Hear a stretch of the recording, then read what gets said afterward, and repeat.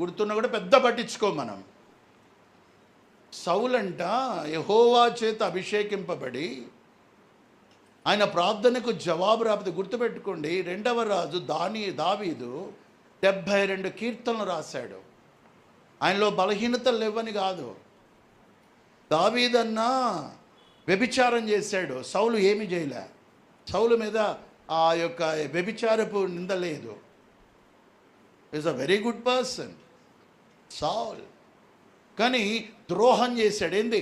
కర్ణపిశాచిని ఆశ్రయించాడు. తన జీవితంలో ఒక్క కీర్తన రాయలే, ఒక్క ప్రార్థన చేయలే. ఫైనల్గా సమయం వచ్చినప్పుడు, కష్టం వచ్చినప్పుడు ప్రార్థన చేస్తే దేవుడు